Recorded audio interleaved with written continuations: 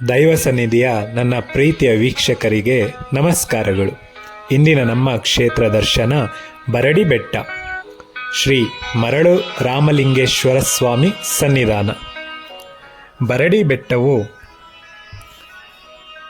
Chikkanahalli village road, Bettahalli ಪಾಳ್ಯ, ಮಂಡಿಗೆರೆ post, Nelamangala taluk, Bengaluru 562123 ಇದರ ವಿಳಾಸವಾಗಿದೆ. ಬರಡಿ ಬೆಟ್ಟದಲ್ಲಿ ಶ್ರೀ ಮರಳು ರಾಮಲಿಂಗೇಶ್ವರ ಸ್ವಾಮಿ ದೇವಸ್ಥಾನವನ್ನು ನಾವು ಇಲ್ಲಿ ನೋಡಬಹುದಾಗಿದೆ. ಬರಡಿ ಬೆಟ್ಟವು ಬಹಳ ಪುರಾತನ ಹಾಗೂ ಇತಿಹಾಸವುಳ್ಳ ದೇವಸ್ಥಾನವಾಗಿದೆ. ಈ ಬೆಟ್ಟಕ್ಕೆ ನಾವು ತಲುಪುವಾಗ ಬೆಟ್ಟದ ಕೆಳಗೆ ಒಂದು ಸುಂದರವಾದ ಕೆರೆಯನ್ನು ನಾವು ಇಲ್ಲಿ ನೋಡಿ ಕಣ್ತುಂಬಿಕೊಳ್ಳಬಹುದಾಗಿದೆ. ಹಾಗೂ ಇಲ್ಲಿ ಒಂದು ಗುಹೆಯೂ ಸಹ ಇದೆ. ಈ ಗುಹೆಗೆ ಶಿವಗಂಗೆಯಲ್ಲಿರುವ ಗುಹೆಗೆ ಸಂಬಂಧ ಇದೆ ಹಾಗೂ ಇದರ ಮೂಲಕ ನಾವು ಶಿವಗಂಗೆ ತಲುಪಬಹುದು ಎಂದು ಇಲ್ಲಿನ ಸುತ್ತಮುತ್ತಲಿನ ಜನರು ಹೇಳುತ್ತಾರೆ. ಬರಡಿ ಬೆಟ್ಟವು ಸೂರ್ಯೋದಯ ಅಥವಾ ಸೂರ್ಯಾಸ್ತವನ್ನು ನೋಡಲು ಬೆಂಗಳೂರಿಗರಿಗೆ ತುಂಬ ಹತ್ತಿರದಲ್ಲಿ ಇರುವ ಒಂದು ಬೆಟ್ಟವಾಗಿದೆ. ತುಂಬ ಜನರು ನಂದಿ ಬೆಟ್ಟಕ್ಕೆ ಹೋಗುತ್ತಾರೆ, ಆದರೆ ಎಷ್ಟೋ ಜನಕ್ಕೆ ಬರಡಿ ಬೆಟ್ಟದಲ್ಲೂ ಸಹ ಸೂರ್ಯೋದಯ ಅಥವಾ ಸೂರ್ಯಾಸ್ತವನ್ನು ಕಣ್ತುಂಬಿಕೊಳ್ಳಬಹುದು ಎಂದು ಅನೇಕ ಜನರಿಗೆ ಈ ವಿಷಯ ಗೊತ್ತಿಲ್ಲ. ಬೆಂಗಳೂರಿನಲ್ಲೇ ಇದ್ದು ಇಂಥ ಅದ್ಭುತವಾದ ಸ್ಥಳವನ್ನು ತುಂಬ ಜನರು ಕಂಡುಕೊಂಡಿಲ್ಲ.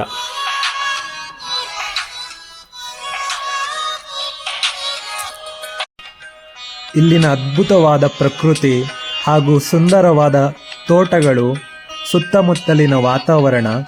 ಪ್ರಕೃತಿ ಎಂದರೆ ಸೃಷ್ಟಿಯ ಮೂಲಭೂತ ತತ್ವ. ಇದು ಮಾನವನ ನಿಯಂತ್ರಣಕ್ಕಿಂತ ಹೊರಗಿನ ನಿಸರ್ಗದ ಎಲ್ಲ ಘಟಕಗಳ ಸಮೂಹವಾಗಿದೆ. ಪ್ರಕೃತಿಯಲ್ಲಿ ಪರ್ವತಗಳು, ನದಿಗಳು, ಮರಗಳು, ಪ್ರಾಣಿಗಳು, ಹವಾಮಾನ ವ್ಯವಸ್ಥೆ, ಗ್ರಹಗಳು, ನಕ್ಷತ್ರಗಳು ಮತ್ತು ಜೀವ ಜಗತ್ತುಗಳು ಎಲ್ಲ ರೂಪಗಳು ಸೇರಿವೆ. ಹಿಂದೂ ಧರ್ಮದ ದರ್ಶನದಲ್ಲಿ ಪ್ರಕೃತಿಯನ್ನು ಶಕ್ತಿಯ ರೂಪವಾಗಿ ಕಾಣಲಾಗಿದೆ. ಇದು ಪರಮಾತ್ಮನ ಕ್ರಿಯಾತ್ಮಕ ಶಕ್ತಿ ಎಂದು ಪರಿಗಣಿಸಲಾಗಿದೆ. ಭಗವದ್ಗೀತೆಯಲ್ಲಿ ಪ್ರಕೃತಿಯು ಮೂಲಭೂತ ಪ್ರೇರಕ ಶಕ್ತಿ ಎಂದು ಗುರುತಿಸಲಾಗಿದೆ. ಈ ಶಕ್ತಿ ಯಾಂತ್ರಿಕವಲ್ಲ, ಬದಲಿಗೆ ಬುದ್ಧಿವಂತಿಕೆ ಹಾಗೂ ಸಜೀವತೆಯ ತತ್ವವನ್ನು ಒಳಗೊಂಡಿದೆ. ಸಂಸ್ಕೃತದಲ್ಲಿ ಪ್ರಕೃತಿ ಎಂಬ ಶಬ್ದವು ಮೂಲ ಸ್ವಭಾವ ಅಥವಾ ಸ್ವಾಭಾವಿಕ ಸ್ಥಿತಿ ಎಂಬ ಅರ್ಥವನ್ನು ಹೊಂದಿದೆ. ನೈಜವಾಗಿ ಪ್ರಕೃತಿ ಎಂಬುದು ಮಾನವನ ಬದುಕಿಗೆ ಆಧಾರ ಸ್ತಂಭ. ಆಹಾರ, ಜಲ, ವಾಯು, ಉಷ್ಣತೆ ಮತ್ತು ಇಂಧನದ ಮೂಲಗಳು ಎಲ್ಲವೂ ಪ್ರಕೃತಿಯಿಂದಲೇ ಲಭಿಸುತ್ತವೆ.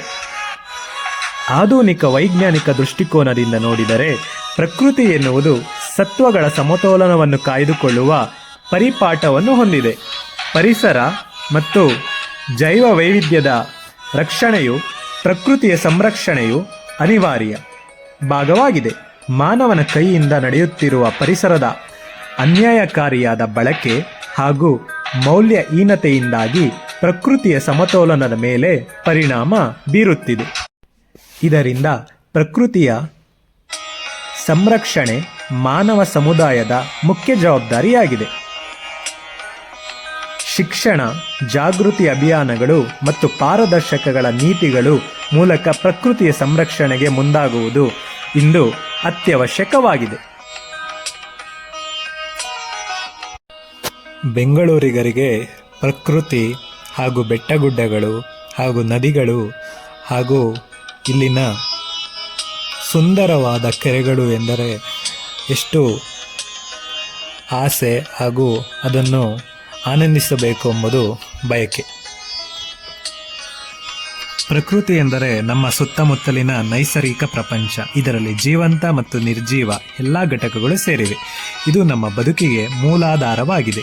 ಗಾಳಿ, ನೀರು, ಆಹಾರ ಮತ್ತು ವಸತಿಗಳಂಥ ನಮ್ಮ ಎಲ್ಲ ಮೂಲಭೂತ ಅವಶ್ಯಕತೆಗಳನ್ನು ಪೂರೈಸುತ್ತದೆ.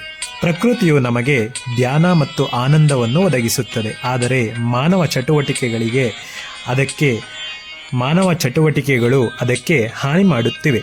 ಆದ್ದರಿಂದ ಅದರ ಸಂರಕ್ಷಣೆ ನಮ್ಮ ಪ್ರಮುಖ ಜವಾಬ್ದಾರಿಯಾಗಿದೆ. ಗಾಳಿ, ನೀರು, ಸೂರ್ಯನ ಬೆಳಕು, ಮಣ್ಣು ಮತ್ತು ಆಹಾರ ಒದಗಿಸುವ ಮೂಲಕ ನಮ್ಮ ಜೀವನಕ್ಕೆ ಆಧಾರವಾಗಿದೆ. ಪರ್ವತಗಳು, ನದಿಗಳು, ಅರಣ್ಯಗಳು ಮತ್ತು ಸಾಗರಗಳಂಥ ನೈಸರ್ಗಿಕ ಸಂಪನ್ಮೂಲಗಳನ್ನು ನಾವು ಇಂದು ಉಳಿಸಿಕೊಳ್ಳಬೇಕಾಗಿದೆ.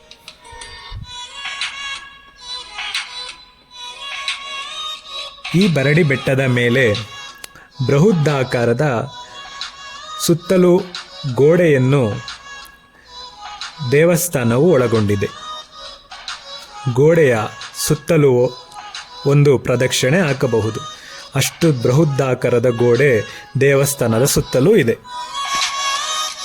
ದೇವಸ್ಥಾನದ ಒಳಗಡೆ ಹೋದರೆ ಶ್ರೀ ಮರಳು ರಾಮಲಿಂಗೇಶ್ವರನ ಮೂಲ ಸನ್ನಿಧಾನ ಹಾಗೂ ಕಾಶಿಯಿಂದ ಶ್ರೀ ಆಂಜನೇಯ ಸ್ವಾಮಿಯು ತಂದಿರುವ ಶಿವಲಿಂಗ, ಸೀತಾ ರಾಮ ಲಕ್ಷ್ಮಣರ ದೇವಸ್ಥಾನ, ಆಂಜನೇಯ ಸ್ವಾಮಿಯ ದೇವಸ್ಥಾನಗಳನ್ನು ನಾವು ಇಲ್ಲಿ ನೋಡಬಹುದಾಗಿದೆ.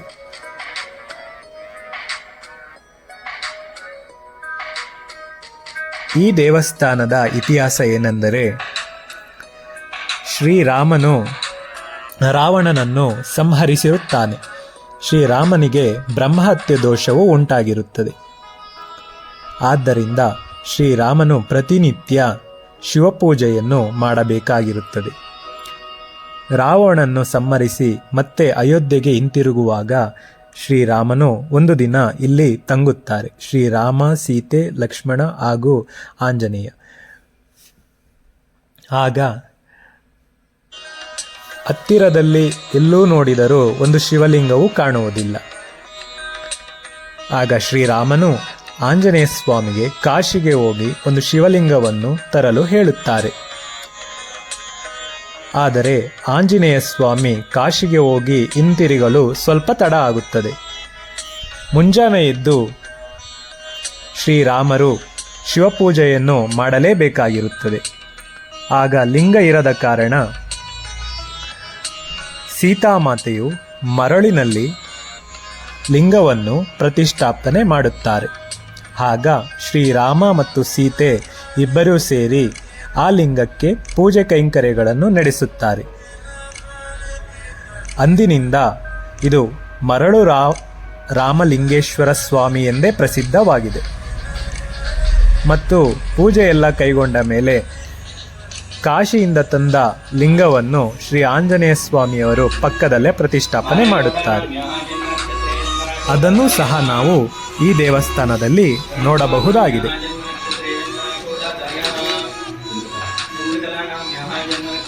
ಈ ಮೂಲ ಶಿವಲಿಂಗವು ಶ್ರೀ ಸೀತಾಮಾತೆಯು ಸಾಕ್ಷಾತ್ ತಮ್ಮ ಕೈಗಳಿಂದ ಮರಳಿನಲ್ಲಿ ಪ್ರತಿಷ್ಠಾಪಿಸಿದ್ದರಿಂದ ಈ ದೇವಸ್ಥಾನಕ್ಕೆ ಮರಳು ರಾಮಲಿಂಗೇಶ್ವರ ದೇವಸ್ಥಾನ ಎಂದು ಹೆಸರು ಬಂದಿದೆ. ಈ ದೇವಸ್ಥಾನದಲ್ಲಿ ಕಾರ್ತೀಕ ಮಾಸ ಹಾಗೂ ಶ್ರಾವಣ ಮಾಸಗಳಲ್ಲಿ ಪ್ರತಿ ಕಾರ್ತೀಕ ಸೋಮವಾರದಂದು ವಿಶೇಷ ಪೂಜೆಗಳು ನಡೆಯುತ್ತವೆ. ಹಾಗೂ ದೇವಸ್ಥಾನವು ವಾರದಲ್ಲಿ ಸಂಪೂರ್ಣವೂ ತೆರೆದಿರುವುದಿಲ್ಲ. ಪ್ರತಿ ಸೋಮವಾರವೂ ಈ ದೇವಸ್ಥಾನದ ತೆರೆದಿರುತ್ತದೆ. ಭಕ್ತರು ಸೋಮವಾರದಂದು ಬಂದು ದರ್ಶನ ಭಾಗ್ಯವನ್ನು ಕಂಡುಕೊಳ್ಳುತ್ತಾರೆ.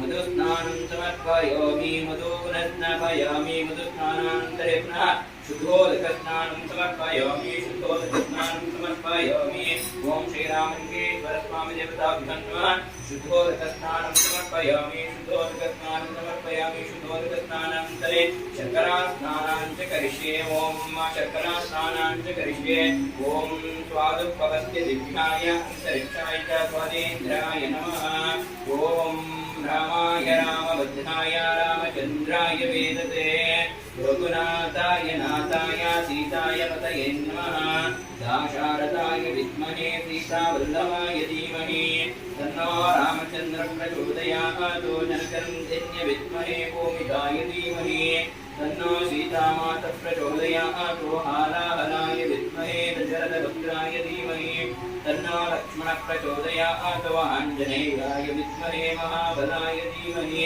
तन्नो हनुमान् प्रचोदयात् श्रीरामलिङ्गेश्वरस्वामी देवताभ्यो नमः शर्करास्नानं समर्पयामि शर्करस्नानानन्तरे पुनः शुद्धोदकस्नानं समर्पयामि शुद्धोदकस्नानं समर्पयामि शुद्धोदकस्नानानन्तरे पुनः प्रलोदकस्नानं च करिष्ये पुनः प्रलोदकस्नानं च करिष्ये ॐ या फलनीया अपानाय च पुष्पिणीः बृहस्पतिप्रचोदानो वामो मुञ्चन्दिनः ॐ श्रीरामलिङ्गेश्वरस्वामी देवताभ्यो नमः फलोदकेन स्नापयामि या फलनीया अपानाय च पुष्पिणीः बृहस्पतिप्रचोदानो वामो मुञ्चन्दिनः ॐ श्रीरामलिङ्गेश्वरस्वामी देवताभ्यो नमः फलोदकेन स्नापयामि या फलनीया अपानाय च पुष्पिणीः बृहस्पतिप्रचोदानो वामो मुञ्चन्दिनः फलोदकेन स्नापयामि या फलनीया अपानाय च पुष्पिणीः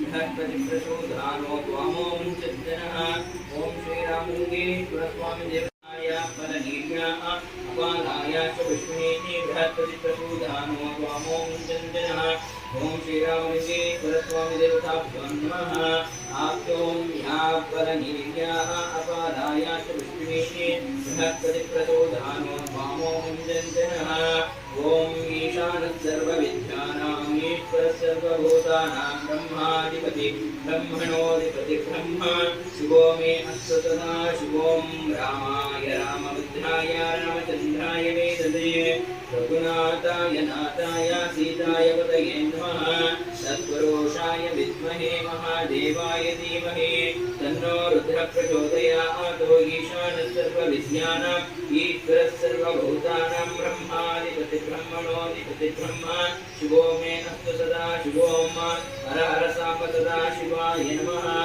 ॐ तत्पुरुषाय विद्महे महादेवाय धीमहि तन्नो रुद्रः प्रचोदयात् या फलनीया अपानाय च पुष्पिणीः बृहस्पतिप्रचोदानो वामो मुञ्चन्दिनः ॐ श्रीरामलिङ्गेश्वर स्वामी देवताभ्यो नमः या फलनीया अपानाय च पुष्पिणीः बृहस्पतिप्रचोदानो वामो मुञ्चन्दिनः ॐ श्रीरामलिङ्गेश्वर स्वामी देवताभ्यो नमः रामाय रामभद्राय रामचन्द्राय वेदसे रघुनाथाय नाथाय सीताय पतये नमः दाशारदाय विद्महे सीतावल्लभाय धीमहि तन्नो रामचन्द्रः प्रचोदयात् जनकनन्दन्य विद्महे गोविन्दाय धीमहि तन्नो सीतामाता प्रचोदयात् हालाहलाय विद्महे दशरथपुत्राय धीमहि तन्नो लक्ष्मणः प्रचोदयात् तत्पुरुषाय विद्महे महादेवाय धीमहि तन्नो रुद्रः प्रचोदयात् ईशानः सर्वविद्यानाम् ईश्वरः सर्वभूतानां ब्रह्माधिपति ब्रह्मणोऽधिपति ब्रह्म शिवो मे अस्तु सदा शिवों हर हर साम्ब सदा शिवाय नमः ॐ हरिद्राचूर्णं समर्पयामि कुङ्कुमचूर्णं समर्पयामि सकलसौभाग्यमङ्गलद्रव्याणि प्रजावान् पशुवान् भवति चन्द्रमा वा अपां पुष्पं पुष्पवान् प्रजावान् पशुवान् भवति पयादिप्रपञ्चामृतस्नानानि करिष्ये पुष्पोदके स्नानं समर्पयामि हरिद्रां कुङ्कुमचूर्णं समर्पयामि सकलसौभाग्य मङ्गलद्रव्याणि समर्पयामि अलङ्करणार्थे आभरणार्थे अक्षतान् समर्पयामि माणिमाणि पुष्पाणि पुष्पमालिकान् समर्पयामि शेषपञ्चामृतस्नानं समर्पयामि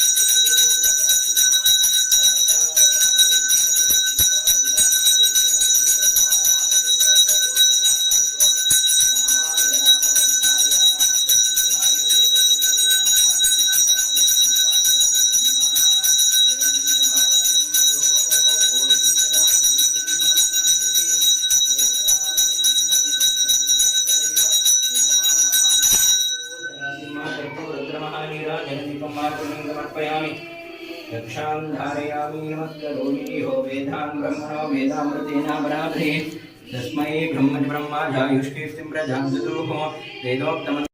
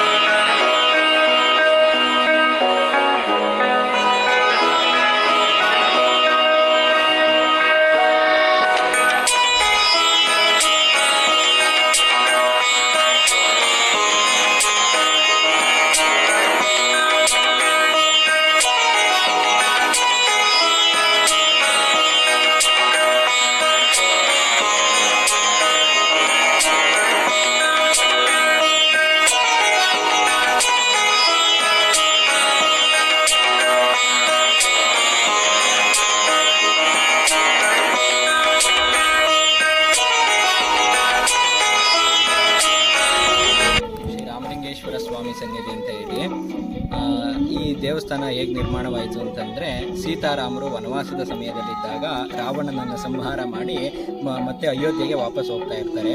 ಆ ಹೋಗ್ತಾ ಇದ್ದಾಗ ಇಲ್ಲಿ ಒಂದು ದಿನ ತಂಗಿರ್ತಾರೆ ಸೀತಾರಾಮರು. ಆಗ ಇಲ್ಲಿ ರಾಮನಿಗೆ ಪ್ರತಿದಿನ ಬೆಳಗ್ಗೆ ಎದ್ದು ಶಿವನ ಪೂಜೆ ಮಾಡಬೇಕಿತ್ತು. ಹಾಗೆ ರಾವಣ ಬ್ರಾಹ್ಮಣ ಆದ್ದರಿಂದ ಬ್ರಹ್ಮಹತ್ಯೆ ದೋಷ ಬಂದಿರುತ್ತೆ. ಆದ್ದರಿಂದ 101 ಲಿಂಗನ ಪ್ರತಿಷ್ಠಾಪನೆ ಮಾಡಬೇಕು ಅಂತ ಅರಕೆ ಮಾಡ್ಕೊಂಡಿರ್ತಾರೆ. ಆ ಲಿಂಗನಲ್ಲಿ ಇದು ಒಂದು. ಆ ಲಿಂಗನ ಪೂಜೆ ಮಾಡಬೇಕಾದ್ರೆ ಇಲ್ಲಿ ಸುತ್ತಮುತ್ತ ಪ್ರದೇಶದಲ್ಲಿ ಯಾವುದೇ ಲಿಂಗು ಇರೋದಿಲ್ಲ. ಆದ್ರಿಂದ ಆಂಜನೇಯನ ಕಾಶಿಗೆ ಕಳಿಸ್ತಾರೆ ಲಿಂಗು ತರಲಿಕ್ಕೆ ಅಂತ ಹೇಳಿ. ಆಂಜನೇಯ ಬರೋದು ತಡವಾಗೋಗುತ್ತೆ. ಆದ್ರಿಂದ ಇಲ್ಲಿದ್ದ ಮರಳಲ್ಲೇ ಲಿಂಗವನ್ನು ಮಾಡಿ ಸೀತಾರಾಮರು ತನ್ನ ಕೈಯಾರೆ ಲಿಂಗವನ್ನು ಪ್ರತಿಷ್ಠಾಪನೆ ಮಾಡಿ ಪೂಜೆ ಮಾಡ್ತಾರೆ. ಅದಕ್ಕೆ ಈ ಸ್ಥಳಕ್ಕೆ ಮರಳು ರಾಮಲಿಂಗೇಶ್ವರ ಸ್ವಾಮಿ ಸನ್ನಿಧಿ ಅಂತೇಳಿ ಹೆಸರು ಬಂದಿದೆ.